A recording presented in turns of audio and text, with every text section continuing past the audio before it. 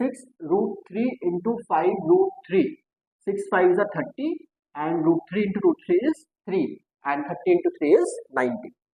So अब हमने क्या किया, 90 के फैक्टर्स बनाए. Again starting with 2, 2 45s are, 5 9s are, 3 3s are, 3 1s are. All are prime factors. Now अब हमें क्या करना है, पेयर्स बनानी है. तो सपोज मैंने पेयर बना ली 2 5s are 10 और 3 3s are 9. बट इससे क्या 47 आ सकता है क्या? नहीं आ सकता. 10 और 9 को ऐड या सब्ट्रैक्ट करके 47 नहीं आएगा. So I am changing the pair. तो सपोज अब मैं बना लेता हूँ 5 3s are 15, 15 2s are 30, 30 into 3. क्या इससे 47 आ सकता है क्या? नहीं आ सकता है. Again I have to change the pair.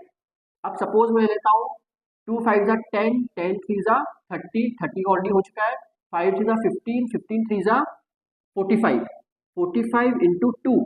क्या 45 और 2 की हेल्प से 47 आ सकता है क्या? आ सकता है. Let's see how. तो सबसे पहले मैंने यहाँ पे लिखा -45 इंटू -2 करेंगे तो यू विल गेट +90 एंड -45 -2 करेंगे तो यू विल गेट -47. तो अब हम इसको स्प्लिट कैसे करेंगे, ध्यान से देखिएगा, बहुत इंपॉर्टेंट है. 6 रूट 3 एक्स स्क्वायर अपनी जगह, -47 को ब्रेक करना इसके फॉर्म में, तो you have write -45x -2x and plus 5 root 3. अब हमने इन दोनों में से पेयर बनाई.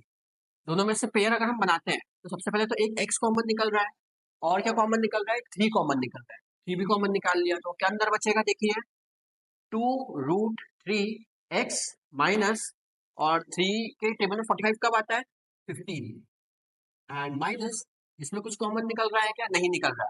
तो सिर्फ -1 कॉमन निकाल लिया और अंदर बच गया 2x माइनस 5 रूट 3.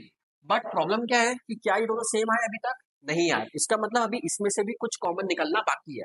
जैसे यहाँ पे 2 दिख रहा है, यहाँ पे 2 दिख रहा है, बट ये एक्स्ट्रा है. Root 3 will be common from this. अब वो कैसे निकलेगा, ध्यान से देखिएगा. 3x अपनी जगह, 2 रूट 3 x अपनी जगह, 15 को मैं लिख सकता हूँ, 15 को हम लिख सकते हैं 5 इंटू 3, और इस 3 को मैं लिख सकता हूँ root 3 into root 3, -1 as it is, ये एज इट इज. अब हमने क्या किया, इन दोनों में से रूट 3 कॉमन निकाला, मतलब ये हो गया 3 रूट 3x.